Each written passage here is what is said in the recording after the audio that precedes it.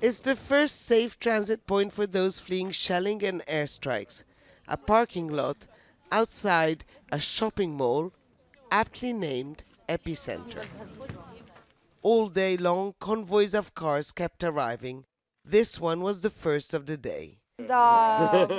Olena Gilbert was born in Russia. She could have left her hometown of Mariupol earlier, but she didn't. All my relatives live in Russia. They are worried about me. They ask me to go there. I love them, but I won't be able to go. I won't stand it. When you are bombed, how can you forgive? There was the possibility to go to Russia. There are 3 buses daily that go to Donetsk. But many people want to go to Ukraine, and they don't know how. Throughout the day, they just kept on arriving, mostly fleeing places like Kherson, Melitopol, Berdyansk, and other places under Russian control. Some were on their last legs. The UN convoy with the civilians evacuated from the Azovstal steel factory is also supposed to arrive here, but just as those who made it out are going through thorough security checks by the Ukrainians, those on board the buses are being vetted by the Russians. Under the safe passage agreement brokered by the UN, only women, children and the elderly are allowed to leave. About 100 civilians were rescued from the steelworks.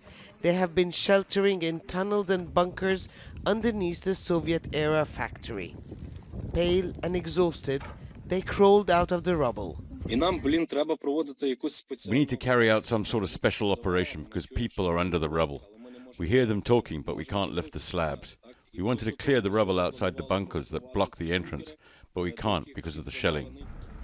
The convoy is on the move, but as Olena Mosienko says, driving out of Mariupol involves several hurdles. They kept us forever at the checkpoints. At the last checkpoint, they pushed us back and told us to come at 7 a.m. with a promise that we will cross. They let us through. The convoy was huge. There were a lot of people, but only 25 cars made it. The rest were turned back. A Russian soldier was shooting in the air. He warned us that next time he will shoot to kill.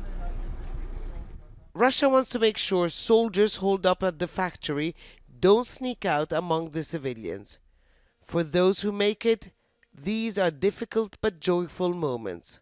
But to those still trapped in Mariupol, these are dark hours where the end is difficult to predict. Hoda Abdel-Hamid, Al Jazeera, Zaporizhzhia.